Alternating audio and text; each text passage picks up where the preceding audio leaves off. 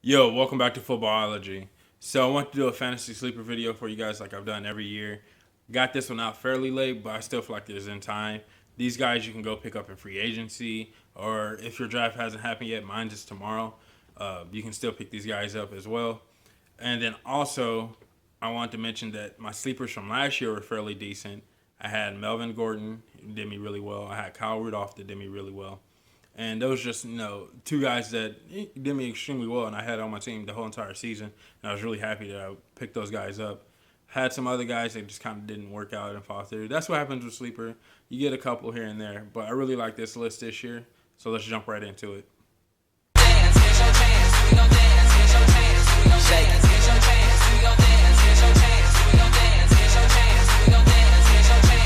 Drop down and shake it, shake. Drop down and shake it, shake. Drop down and shake it, shake. Drop down and shake it. Drop down and shake it, shake. First Drop guy on down. the list is Chris Carson.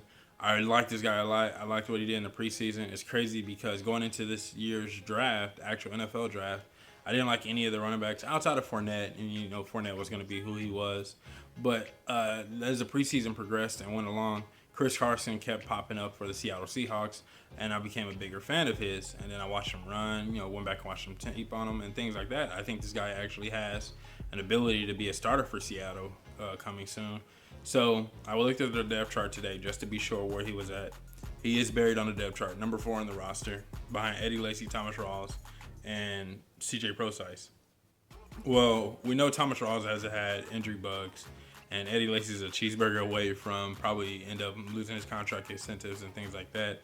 So I just feel like Chris Carson, if he keeps performing like he's done, as far as like just playing really well and playing really tough, I feel like he can sneak his way up into the 2 spot in the running back position. And then eventually, once he gets to the 1 spot, I don't think anyone else can take it from him. The guy looked really well and really like just had a good combination of speed and power, more power than anything. And I feel like that's what Seattle's been looking for since Marshawn Lynch kind of departure.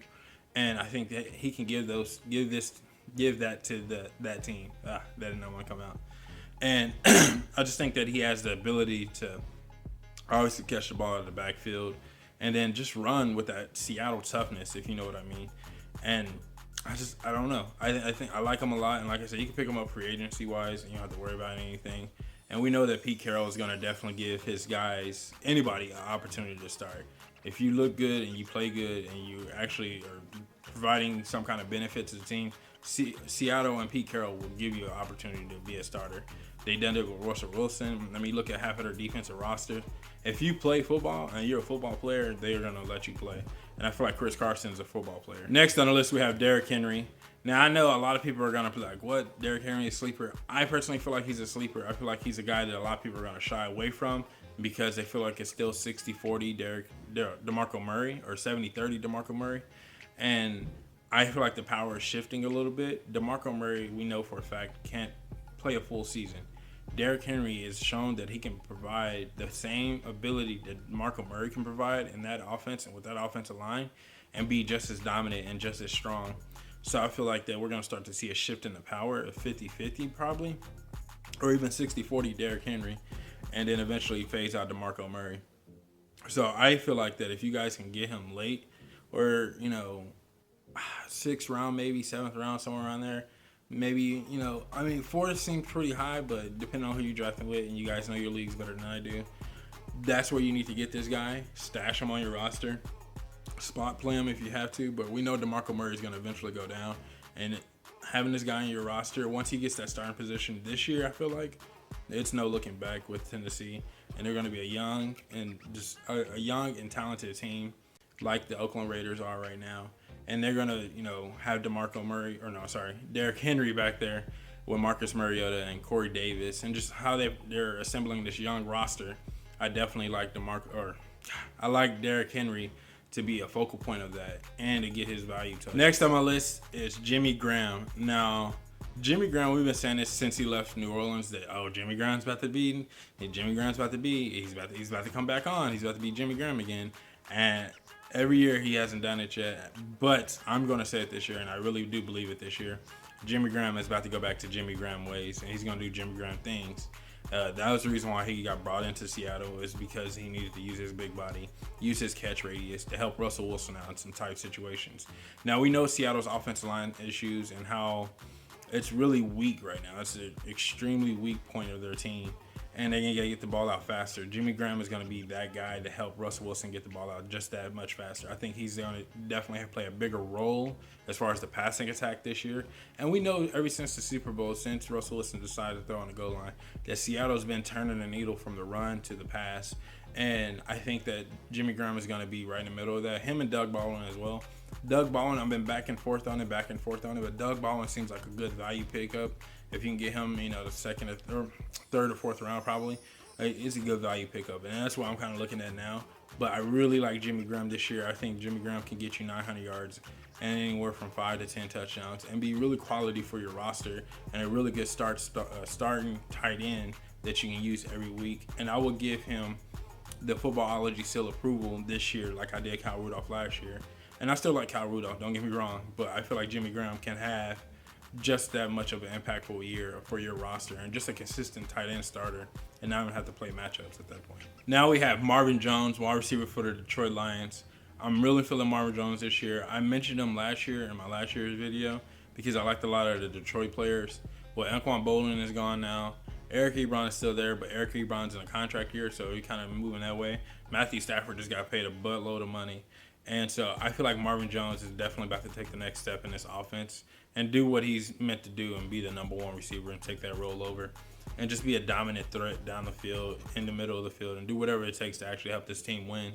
And I really like Marvin Jones this year. I picked him up and pretty much, I would say so far I got 2-3 teams right now, and I picked him up in about 3. I picked him up actually in all 3, sorry. I picked him up in all 3 of my teams. I really like him this year. I think that he's definitely going to be a solid wide receiver 2, sliding into that low tier 1, and a guy that you're going to start every week because I think he's going to be that quality for you, get you some yards, and definitely get you a touchdown. Even without red zone targets and things like that, I still think he has a big playability. And he's been working out with Randy Moss, as the rumor right now, is what I've heard multiple times. And so that's really good. I mean, I'm not going to say that, Randy Moss is going to rub off on him, but he's definitely going to show him how to play that wide receiver 1 spot and be that dominant receiver that Detroit has been missing and has not had since Calvin Johnson's departure. So I feel like Marvin Jones can definitely do that for this team and take that next level because he has one of the most pass-happy quarterbacks and one of the most pass-happy offenses in the league right now. So I think he can definitely take that next step, and you should definitely put him on your roster, and he can be a consistent start every week. Next up, we have Tre McBride. He's going to be my Footballology deep sleeper. I think that this guy is an amazing receiver. I've been a big fan of his since he came into the league. He was on Tennessee's roster. If you guys watched some of their preseason games this year, he's looked really good for Tennessee. And I've been trying to track him. They released him on Saturday because of the 53-man cut. So I've been watching and tracking him, seeing where he's been going or where he's going to go. He wound up in Chicago, which I think is amazing. Either Chicago or Cleveland because they're kind of hurting at the receiver position. I like him in Chicago. So in his situation in Chicago, I'm assuming he's going to be buried on the depth chart, like wide receiver number 5, special teams player kind of type deal. And he's going to work hard, and I feel like he can definitely climb his way up into the 3 spot or the 2 spot real quick. Then we know they lost Cameron Meredith, and he was supposed to be a focal point of the receiver position. Now they got Kevin White, who's supposed to be the new focal point.